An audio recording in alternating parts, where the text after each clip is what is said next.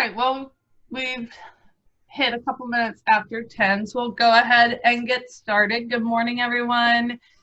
My name is Kate. I am the treasurer for CRHC and the assistant site manager at the President James K. Polk State Historic Site. Thank you all for joining us this morning. We also have Alexander Brooks from the Gaston County Museum, and he is currently our president of the Charlotte Regional History Consortium.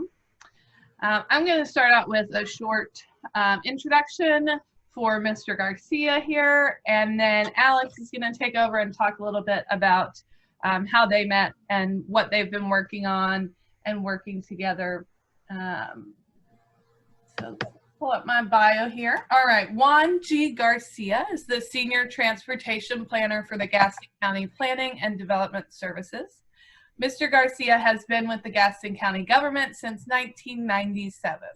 Previously, he worked with Gaston College as a Spanish instructor and with the National Broadcasting Company as a news writer. Mr. Garcia is the Gaston County 2020 Decennial Census Complete Count Committee Multicultural Outreach Coordinator. He is part of the NC Counts Coalition Board of Directors. Juan serves in different health and transportation committees in Gaston County and on the LatinX Community Committee for the Gaston County Museum. All right, and with that, I'm gonna turn off my screen and mute myself and hand it over to you guys. When we get to the point of some questions, I can pop back in and help facilitate those. All right. Wonderful, thank you, Kate. Welcome everyone, and welcome definitely to you, Juan. I appreciate you coming out with us today.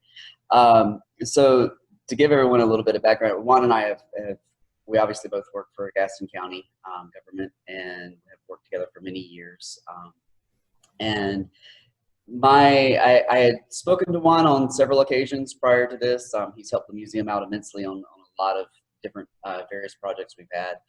But approached him about a year or so ago with this idea of our developing a community panel to reach the Latinx community and engaging with some programming that we had hoped to initiate. And one of the things, Juan, I remember I came to your office to meet with you initially and just to sort of propose the idea and get your opinions of it. And we probably sat and talked for about maybe half an hour, but that was probably one of the more enlightening half an hours I think I had ever had in terms of learning more about a community that, quite honestly, whereas I'm certainly not a member of, but I had considered myself reasonably aware of and reasonably, I won't say engaged necessarily, but definitely, you know, it was on my targeted point. I knew members of it. I was engaged to a at least peripheral level with, and yet during the half an hour that we spoke, I have to say, you educated me so much on things I had never considered and had never, it had never even crossed my radar that I needed to consider. And which was quite honestly, actually made me thrilled to invite you to our community panel because I thought there was so much more to learn. And to me, made you the prime candidate for this discussion for a much broader community with museum professionals. Because there was so much I discovered that I did not know and had not considered. So thank you very much for agreeing to be here today. I know you have a PowerPoint where we can get started. Would you like to get started with that, or would you like to say anything to? Well, first I want to thank you and Kate and the Gaston County Museum for this opportunity. It has been a great pleasure to not just working with the county museum, but also with all other departments and the public in general, in trying to convey what the Latinx community is, the Hispanic or Latino community, as other people may call it. But I think it is important time for everybody to understand what the community is about, what we represent, what we can bring to the table, what we can bring to the community, and the opportunities that will arise in the future for for not just this community, for the public in general. So thank you again. And if you don't mind, I will just jump into the presentation real quick. I just want to keep it very simple and open to discussion. And any questions that you may have, please be free to ask, and we'll try to get your answers. Is that okay? By all means. Well, thank you. So let's see over here real quick. Do you see that? Not yet, no. Do you see that, Alex? No, I do not. Okay. Let me go back over here. Bear with us, guys. It was working a second ago. There we go. How about now? Yep, it's up. Great. Excellent. So before I start, I want to make a little disclaimer over here. All views I express in this presentation are my own views and do not represent the opinions of any entity whatsoever, even Gaston County, which I have been, now, and I will be affiliated. So now that we take that away, we can start with a little definition of what Hispanic means. And I think I have discussed this with a lot of different people. People, the definition of Hispanic, of course, is the people who speak Spanish and descended from the Spanish-speaking populations. The origins of people will say were evolved with the Latin word Hispanicus, which was before used in the living Hispania, which was the Iberian Peninsula, what is today the Spain, during the Roman Empire. The history itself represents the 1492 conquest from the Spaniards to these lands. And the language itself, there are so many different indigenous languages that are spoken in the Spanish-speaking countries. They don't feel comfortable they calling themselves Hispanic. So we just want to make sure that everybody understands what Hispanic means. What Latino means is a little bit different as well. It refers to people that are descended from the people of Latin America. And Latino, the origins itself is actually what we use, the Latino Americano. So Latin American is actually a more proper term to use in this context. The identity. So many Hispanics prefer to use their family country origin rather than just Hispanic or Latino. And you probably already see this. You know, some people, oh, well, you're Mexican just because you speak Spanish. Well, not really. If somebody asks me, well, you Mexicans, and I remember when I worked for Gaston College as a Spanish instructor, one of my students asked me, well, you know, Mexicans, do you speak Spanish? You know, I said, well, let me ask you this. How you know I'm Mexican? I've never been in Mexico, but if you ask me where I come from, I will tell you. Well, I thought that, you know, everybody who speaks Spanish was just from Mexico. Well, not really. And you have to understand that we are not an homogeneous race. So that's one of the things that we want to just make sure everybody understands. Now, what is Latinx? So Latinx is just a gender-neutral term that replaces actually Latino, male, or Latina, female. They actually started using this term back in 2004 in a college setting, and it's very commonly used today. And Latinx is a way to embrace not just the rich and beautiful culture of the Latino community, while rejecting a little bit of the restrictions of other generations that were before us. So outreach and engagement with any community requires an open mindedness and dedication to short and long-term goals and sincere commitment to inclusivity and diversity. So you have to be very open-minded to learn about the Latino culture, the Hispanic culture, or the Latinx culture. Important facts, know your audience and visitors. This is very important. You have to know where they're coming from. This is when you assess the cultural competency. Make sure where they're coming from and what part of the world they're coming from. Or they're just natural Americans who don't speak Spanish, but they look very Latinos. That's another thing that you have to take into account. Create and strengthen relationships. And we're going to talk a little bit about how you do that. And establish the short and long-term goals. This is very important for everything that you do, especially events at your local communities. 10 ways to reach and engage the Hispanic or Latino Latinx community. And I say community because basically it's the same, but you have to work in different generations as well. We're going to talk about that just in a little bit. First, know your audience. Take time to understand their backgrounds and preferences. I think this is very important to everybody to understand why you need to take the time to talk to the community and embrace them to be part of this community as well. Sometimes they're reluctant for fear or for any other reasons. So that is very important that you take into account. Now, the second one is ask your community about issues that are relevant to them. Be involved in that part of it. Be part of the community asking, because like I said, we're not just the same race. We probably speak differently, we probably eat differently, we probably view things in a different way, even though we come from many different, 28 plus different Spanish countries. Third would be develop relationships with the audience by building their cultural strengths. And you can bring this to what we call the gatekeepers of these communities. And you can bring this to churches, schools, stores, restaurants, trying to bring that bridge between the communities. Another one will be partnered with respective community organizations, like I said, churches, maybe some soccer clubs. Maybe on Sundays you go in a park and you see a lot of people playing sports. That's another way to see how this community can be involved in your ideas or events. Now, number 5, leverage the community leaders and peer their target audience's trust. Like I said before, trying to get the people that they converse to the community. Always, church has that gatekeeper that you talk to, that leader that you need to embrace them, that leader that needs to be involved in the whole thing. Number 6, use calls and texts to complement your communication efforts. Even though the Latino community would like to speak face-to-face, many times by enhancing a phone call or a text with the permission, that will be another way to increase that effort.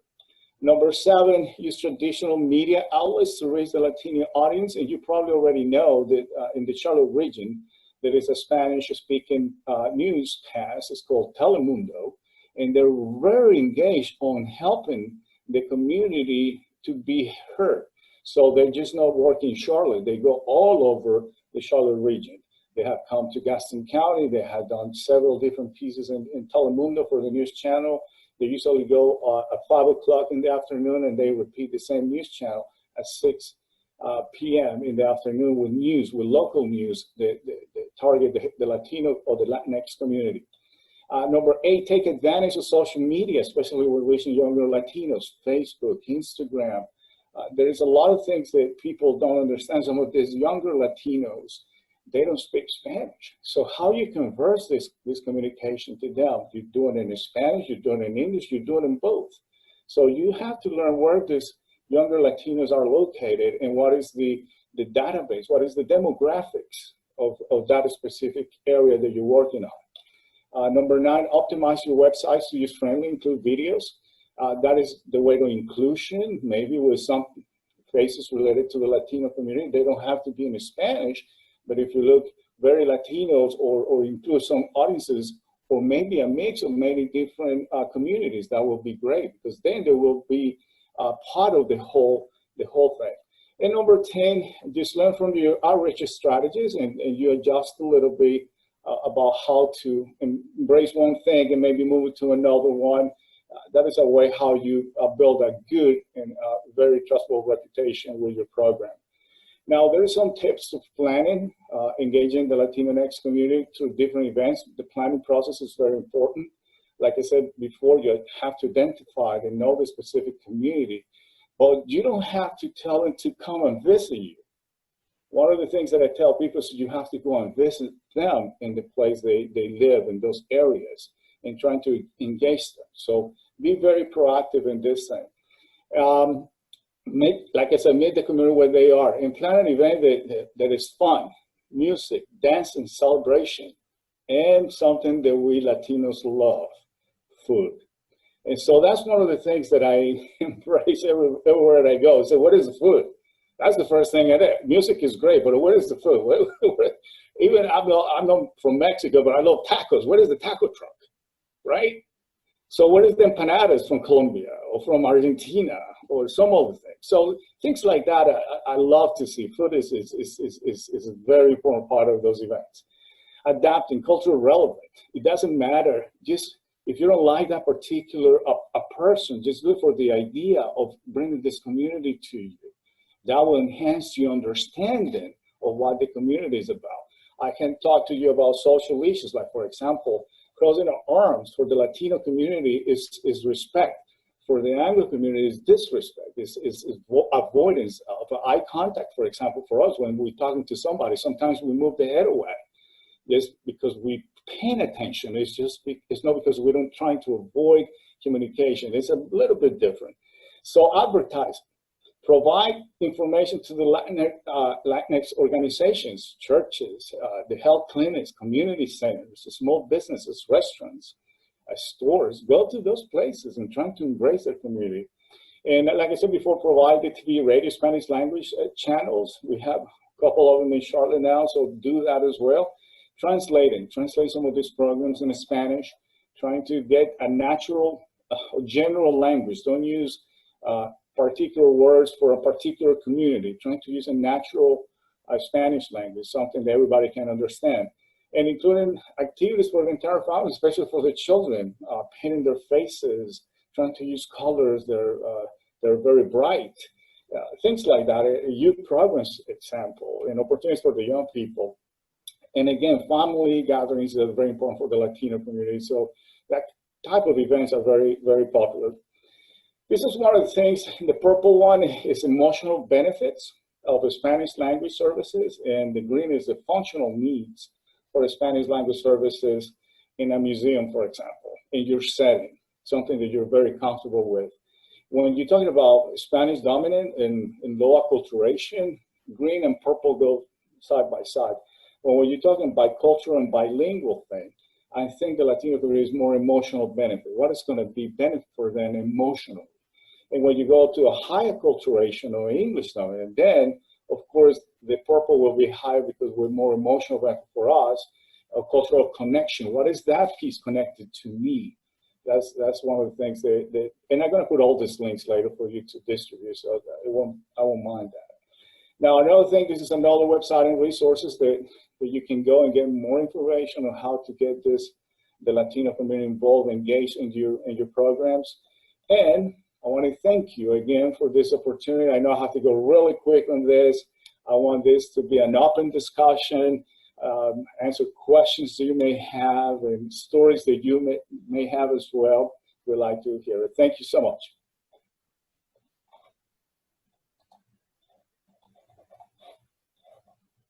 Forgive me, I was taking notes through all this. Real quick, because one of the things, like I said, when you and I had our initial discussion that one day, I find it interesting that you brought it up again, because one of the things that stood out to me was when you corrected me on my use of the term Hispanic, actually, and that really stood out to me. And like I said, it was just one of those things I did not even realize I needed to be aware of. You mentioned whenever during our discussion, when you were teaching Spanish on the collegiate level, you found the need not just so much into discussion of the language itself and teaching the language, but that you found yourself doing a lot more, shall I say, community outreach, just in educating on the various cultures and stereotypes and that sort of thing. Could you speak a little bit more about that? Correct. Yes. For 16 years, and I looking into the different Spanish, I taught Spanish 1, 2, and 3. Even from the Spanish 1, the principle or the main reaction was we're dealing with a different type of community. Now the community is moving into this area, how we deal with this community. So besides the vowels, the consonants, how to pronounce a letter, how to pronounce a word, it was more about culturalization. It was more about integration. It's about understanding another community that was moving into Gaston County. I'm talking about late 90s, early 2000s, when there was a lot of people moving into Gaston County in the Charlotte region, people working in construction. There were now people with different backgrounds and different looks moving into my neighborhoods. I heard about a lot of different stories, and I can bring one, for example, into a gated community where the HOA was very present, and one of the neighbors was actually chasing a chicken in the backyard. So I have to explain That's a funny part of it because I have to explain what some communities were like to just cook outside. So there's a lot of things that brought this community into a wow, this is a different thing, right? And then you start seeing the Asian community moving into certain areas of Gaston County. And since I work with data analysis, I see those patterns changing. And for example, the Latino community, they tend to live near highways, for example, a way to easy to get in and easy way to get out to work. So there is a lot of patterns on that as well, and how that moving into those specific areas will change the dynamics of different things, especially since I work for transportation, is how to connect those dots between the communities. So going back into your question, it was just a line for me to hear they want to take the class more about, to know about the Latino and the Hispanic community, especially for that specific communities that were moving. There were more people from Mexico moving in, people from Honduras, people from El Salvador, and then they will have the Colombians moving in. So, and then all these communities were set in different parts in Gaston County. That was another dynamic that I have to analyze. And what kind of work they do. They work in the textile mills, or they work in construction, and how many people per household, if they have 3 or 4 children. And then some of the questions that I have in class is, well, why do you guys have so many kids? And I said, well, I have only one. And or why you guys go to the store all together? And I said, really? I didn't catch that. But then I started realizing again, if you go to a store or you go to the mall, you see the family gathering. It's like back in the 40s and 50s, the window shopping. That's why they used to call it around here, where the people, all the family go and have fun, just go and buy whatever. So there's a lot of changes, and they took by surprise some of the members in the community, and they took the class more about not just the language. Some of the people, of course, they own some companies and they want to know easy, short sentences or short questions so they can have direct answers. It was just that. It's just simple. The community wants to learn more about the community. You mentioned the crossing the arms as a sign of respect. Could you speak a little bit more on the things you've noticed that we necessarily might not pick up on? I mean, as far as body language differences and communication differences. I think the body language is a very important thing that people don't realize. Like, for example, as an Anglo person, you may have this boundary around you, and you don't want nobody to cross that boundary to talk to you, especially when you're face to face. In the Latino community, we tend to be more close to the person that we talk to. And sometimes you probably realize that when you know somebody, I don't say it with everybody, with somebody you just shake hands, or you just hug, you just give a kiss on the cheek. Things that people that you know for a long time. But when you meet the person for the first time, you shake hands and you introduce yourself, or you tend to get closer to the person. And for an American person, you probably get very uncomfortable to get so close to somebody. So that's one of the things. Another one was crossing your hands. That is no sign of avoidance or disrespect, or we don't pay attention to what you're saying. It's just simple that we're very comfortable with the conversation and we're paying attention. Another one is just don't look at it straight to your eyes. Sometimes, especially with the older people, we move the head away just because we're listening, and that's a sign of respect as well. And a lot of people don't realize those body behaviors or things that we do sometimes that we don't know. We just do it because we were taught to do it, and be very respectful. I remember my dad or my mom would say hello when you meet somebody, and ask for their names and tell your name and shake your hands. Things that you were learning when you were little. And then when you're moving to another type of culture, it's a little bit different, but it's still basically the same thing. It's just that you adapt some norms in some situations because you have to adapt to the new culture and how to behave in that perspective. So that's one of the things that was interesting to tell my students about it, and they catch it right away. They say, "Oh yeah, that's true." Sure. So what? So you are involved obviously in a lot of different aspects within the community. What do you see? And I know we have all museum professionals here today, but just being out in the community and you know, broad spectrum, so what do you particularly see as probably one of the most challenging aspects for institutions trying to engage the Latinx community, just from your personal viewpoint? Well, I think one of the most difficult parts, and it's all depends on how you do it. Because I remember going with my wife to a restaurant, for example, and the first thing they look at you is your skin, and then they start raising your voice. What do you want? And my wife was looking at me and said, "Okay, you respond. I don't get into that one. You do it."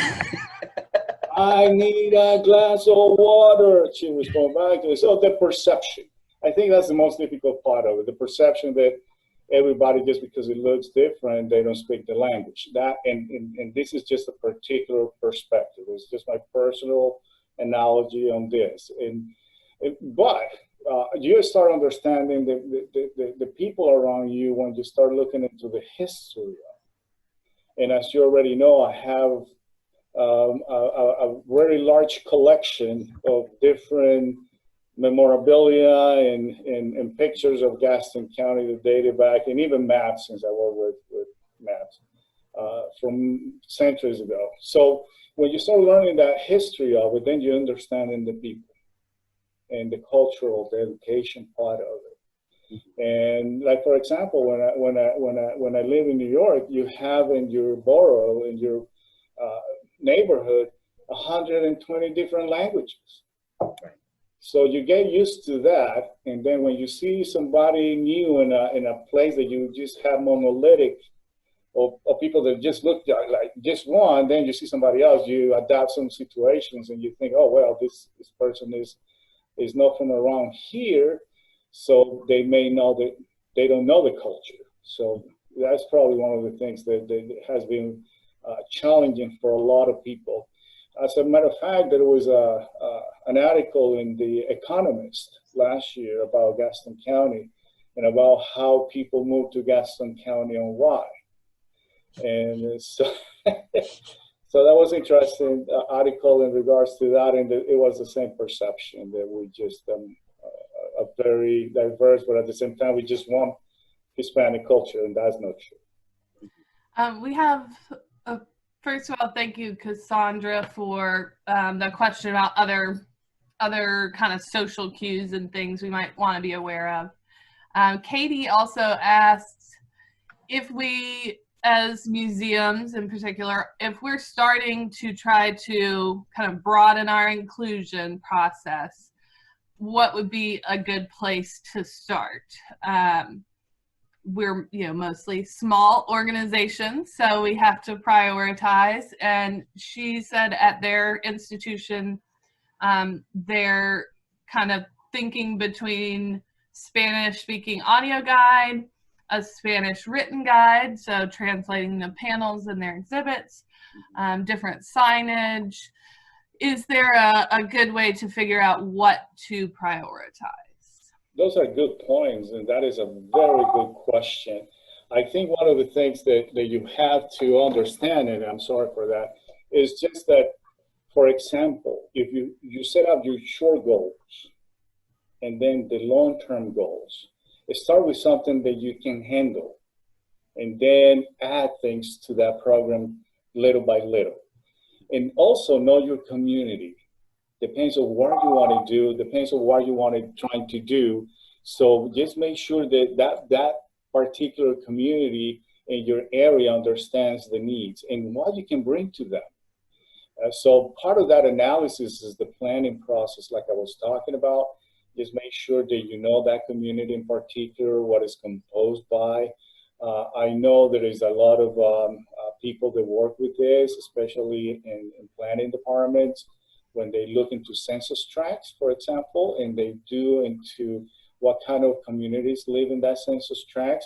So you can start with something very small, but I think those ideas are very good, translating some of these things into Spanish, maybe attracting or bringing that information into restaurants, into convenience stores, into churches, speak to what your program is about, and they'll tell you, they will start looking into it And they said, wow, this is great. Now they're inviting us to do that, because sometimes, believe it or not, the Latino community, the LatinX community, feel they're not part of the community just because they don't bring that information. Could be in English. It doesn't matter. It's just that they don't feel welcome.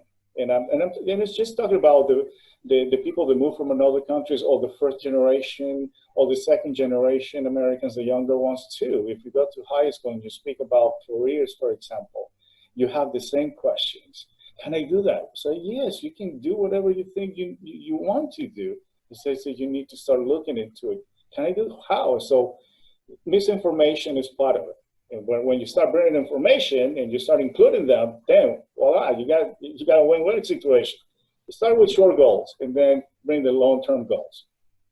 Yeah, I think planning is really a good point. So in another webinar, I heard someone saying, like, especially right now in the current moment, we're all kind of really pushing for diversity and inclusion, but someone was saying, like, don't do anything and don't spend your time on anything without asking the community that you are in and that you're targeting what it is they want or need, because you might have a really good idea and you might want to spend all this time on something that is not actually what they want or what they need.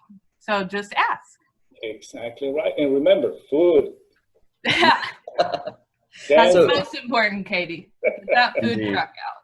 Thank you. So speaking about planning, essentially, I mean, I know when we had our Dia de los Muertos event here, and we reached out to you guys as far as planning. Jessica Bustamante had asked, can we talk a little bit about in regards to actually planning events with the Latinx community? And she says, for example, if you're invited to a Latinx birthday party and told it starts at 6, what time do you show up? And I distinctly remember when we had our event here, and you were out here early, and we were all set up, and it was time for everything to get started. And I know our staff was running around like, where are the people? And you and Garcia and some other members of our Latinx panel were very like, oh, just wait, it's fine. Could you speak a little bit about that in terms of expectations as far as getting people out to events? It is a much different feel than, say, a lot of Anglo events and everything. I know we had one family that, bless their hearts, they sat in front of the museum, I think, for a good hour and a half before they ever came in, because they were too busy putting on their makeup to come into the celebration. But can you speak a little bit about that? Let's go ahead and regress a little bit about how you were planning that, because that was great. I think the ideas in the committee, bringing people, key people from the community, who is doing this, who is doing that, was the key for that successful event. The expectations, though, was a little bit different, because when people start showing up with their faces being painted as the Dia de los Muertos, or the Day of the Dead, that was very interesting, even for me, as a Latino person and knowing some of the communities. It's important to understand that some of these people expect the situations like these will increase. Like, for example, the Gaston County Museum back in the late 90s, they have a very big festival in the town of Dallas where they closed the whole square for just the Latino community. They brought music, they brought dancers, mariachi bands, food. I mean, it was big. It were people from all over the Charlotte region coming to that specific festival. So sometimes the preparation needs the knowledge of the specific culture of that event that you're trying to promote and the results. So we always be prepared of what it needs to be done. But I think the engagement of that particular community was well done. And I think part of one of the things that needs to be done is through social media, bring information to churches, bring information to other like restaurants or Latino stores that now open all over the place. So the community needs to be involved in those little things. Is what it makes that community happy and engaged to all their events. And they're waiting for the next one. They already told me I can wait for the next one. Good. I will say I appreciated you mentioning in your PowerPoint the necessity of engaging sort of a gatekeeper, because that was an immense help to us. I know having, like I said, you and Dacia and Patsy and what have you, being able to speak for us, because one of the things I personally found was going out to pass out flyers at restaurants and what have you, walking in as an Anglo male, there was quite a bit of hesitation. I actually had one lady look at me and ask if I was with the police, which was, interesting. And once again, it's that level of community engagement that you're not expecting. So one of the things that you just touched on, that's very important. Trying to get people that go to the schools, and if you want an internship, mm-hmm. on the museum, trying to bring somebody who speaks Spanish or something bilingual, or somebody who looks like a Latino person. Mm-hmm. Trying to be more diverse, and that's the inclusion part of it. That's the diversity in the workforce, which will be another topic that we can talk for hours. Sure. So the systematic part of the employment, for example. Some people ask me, how in the world you have lasted so long in Gaston County government? But it's understanding the two different worlds and how to scope with that. But I help everybody. So when you bring somebody with a different type of perception of the community, that actually will help you. Diversity will help you in the workforce. So trying to get, maybe if you have a job opportunity with the museum, explain, or just put, the job description on the website and just wait for the applications to show up. No, trying to get these people involved in the schools or somebody in other communities to look at it, for example. Trying to involve them in the community, I think that is very important. And where you progress with the schools, I think that is very important as well. Trying to tell them, this is another career path that you can go. Remember, we were talking about that it's not just, showing different objects from the past. It has to do a lot of other things that you can do, or maybe taking somebody for a walk for, like Kate was saying, for an hour.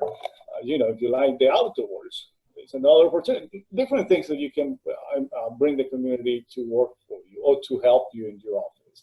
That's an important thing. Speaking of inclusion in the workplace and bringing people in, would you be willing to talk about reaching out to Latinx community members about joining like board of trustees, which is a very relevant, especially for museums, in getting that community engagement involved? That is another option. I think that the more diverse your group is, the better. Mm-hmm. Especially you were talking about this changing times. I think the community is very diverse, and we're getting into this region being more diverse than ever. So one of those things that you need to do is start changing that mindset. And for that inclusion, because they speak the same language that you do, they have the same ideas. The only thing they will probably do different is trying to engage that community that is not engaged yet. Mm-hmm. It's trying to bring that by doing a lot of different things. It's by bringing information about different events that you have at the museum. For example, the main museum has in Charlotte, and you can talk more about it. For example, the festivals they have for the Latin community, or the dancing events they have, or the music events they have, because they have somebody in staff or in the trustees that can go and do this for the Latino community and reach different people in that specific. It's time for Gaston County and other small communities to do it as well. And we are not rural anymore. We're not suburban anymore. We're pretty much like urban now. You will see this since I work with data and demographics, you will see that in the next 10 to 20 years, this place is going to be different. Mm-hmm. We're already seeing it. There's no coming. It's already here. Sure. Speaking of the changes on that regards, I know a lot of museums, what I've seen is a lot of discussion, especially now, about stepping away from, dealing with what we perceive as past issues and having to address relative issues, both with our programming and with our exhibitry and that sort of thing, and our engagement with our audiences. Dealing with specifically trying to engage the Latinx community. You mentioned yourself that in your PowerPoint that there needed to be address relevant issues to the community. What would you see as some of those relevant issues that museums should be addressing? Education. You're dealing with a lot of different levels of education in the Latinx or Latinx community. So by educating the social issues to this community, they will understand how they can help the community. And that's one of the things that you see more and more right now, especially with the young kids. Now they're in social media and they're receiving this feedback constantly, and they want to be part of it, but they don't know how they can be part of the community. So there is something called geofencing. Geofencing is a systematic way of sending messages to social media platforms during the day. Right. Lunchtime or the dinner time about political things or all the things. So there are so many different tools that you can do that. But by educating the community, I think that would be a very good approach to let them know what local issues are involved. I know the schools are trying to do that as well. In some other, the health department as well is trying to incorporate those ideas, issues, and into the Latino community by using the education tool as part of it. Are there all of our institutions have some kind of way to connect our stories with relevant issues? So whether it's immigration or education, unions, labor, all of those either have a modern relevancy or some Latinx connection, maybe a story or person or figure bringing those forward also is something that makes people feel more comfortable when you're able to see yourself not only in the language presented and offering the translation, but seeing yourself there as well. Part of the history and involved with many Latinos in the U.S. Read those stories too. Huerta is one of them. Dolores Huerta, very, very popular lady, still very involved with social issues in the U.S. for the Latino, especially for the people who work in the farmland. But those stories, that is what you need to bring to the community, and a history about how this conquistador across the state of North Carolina from the coast all the way to the mountains, and nobody talks about it. But yeah, it was interesting to see that, and some other things that are related to the history, not only of the U.S. but in North Carolina, but trying to connect those people to the community, and they say, you're welcome. You're welcome in this part of the state and a part of the country, and you're here for a reason. So help us to bring this community up, especially on this moments of unrest, and by connecting those dots, those people to your story. That story of Dolores Huerta or Cesar Chavez or other members that have brought different social issues are attached to your family, to your mom or to your grandparents, for example. Why you can be different, and that's the connection that you have to make. You had mentioned playing to cultural strengths within the community. What would you beyond food, which I definitely think is a definite cultural strength, and I would say family as well, definitely. But what beyond those two, and I mean, feel free to elaborate on those two as well. What else would you see as the strengths? Right, different areas in the country do different things. From Independence Day of different countries, for example. Cinco de Mayo is not the Independence Day of Mexico, even though a lot of people believe it's the Independence Day of Mexico, which is in September 15 or 16, something like that. But it's just a way of some people to eat, at the restaurants. But the thing is how you understand the community. And like I said before, that type of community who lives in your area, for example, in Lincoln County, there's a big population of people from Costa Rica, for example. And what attracts the Costa Ricans to do things in the community, for example? There is a big community of Peruvians in Charlotte. What did that attract Peruvians? And I'm staying away from the Mexican community or the Honduras or Salvadorian or Guatemalan, which, for example, in Charlotte, the people from Honduras, the Honduran community is growing. So what they attract to them as just as a particular community or as a community as a whole. For example, the Hispanic festival, the Latin American festival, for example, is one of them where everybody comes and enjoy that day at the Meme Museum or somewhere else now. Or, for example, the Colombian Independence Day as another big thing that the people do, and now they're doing virtually. I was attending to one of them, the Venezuelan one, on webinar. It was that. So, o el Día de los Muertos, as you did it last year with some of the community, with some other people came because something that is in Spanish or is a Spanish related, and some other people from other cultures came because the dance, for example, they would like to see the dances, or the music. It was just a day for celebration. Okay, it was no Halloween. It was a day for celebration. And that's one of the things that I believe Gaston County is lacking of, is that particular community together into one particular place to celebrate their generations, their ethnicity, their race, the culture. So that's part of what maybe just trying to get, like for example, churches do it, especially in Christmas, they do different things, so the people come, even from different denominations, they come. Besides, do you feel like that's a relatively good outlet for museums and other smaller communities to establish themselves as that institution that will promote celebration? A lot of people are looking into that. However, like I said before, you have to start with a small little event, the small goals of how to do it, especially for that specific population. You cannot compare Gaston County with Mecklenburg County, where there's more Latino population than Gaston County.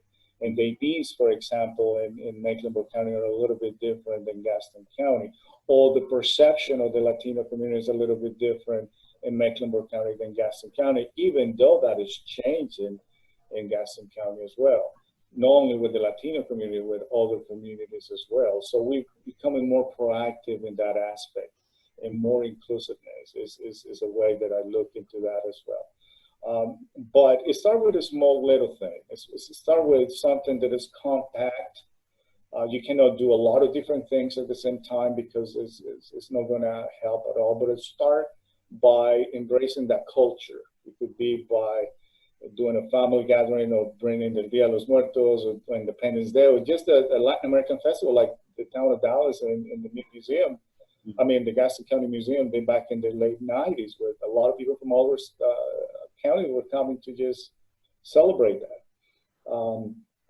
But you have to work with the stakeholders in the county as well. And that is very important because you cannot do it on your own. So you have to bring people that will not only provide different ideas, but also embrace those ideas and trying to bring those ideas to their own places, for example. So it's not just Gaston County Museum or the Meme Museum or any other museum in particular. You have to bring other communities to help you with those special activities, because you want to bring everybody, not just that particular area where the museum is. I like that idea as well of kind of serving as a place for the broader Latinx community to come together as well, because just as we have to remember, it's not a homogenous group. That also means, all of those people are not in the same spaces all the time either. And there's definitely a big push right now for re-examining ourselves as institutions. What is the actual value of a museum? And a lot of people, I think, would say as a community space, as a space where community can come together. So I think that's really nice way to think about having something, even if it is just a little more general of a celebration. I give you an example for it. It's very, and somebody who's probably in the audience that speaks Spanish or have a Spanish descent, you know that the soccer fields are, and Sundays are very popular for families to gather and to eat food and to listen to music and to play soccer and fight. Like, that's what it is. It's just the gathering part of it. But if besides this sport part of it, which is soccer, what kind other things that you can do to do that? You know, not everybody likes soccer. Not everybody goes to Sundays and gather with families there. But what are the things that you can do? Or parks, for example. I know that the Parks and Recreation are trying to do a lot of things to include the Latino community into their programs. So all the things that you can embrace to do that. And I think that you're going in the right direction with those ideas. All right, we've got just about 5 minutes left. Were there any other questions from our audience here before we start to wrap up?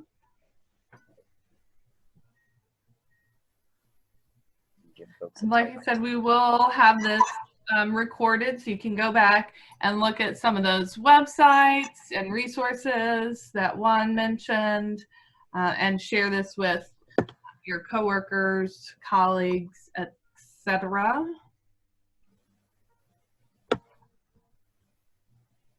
Okay.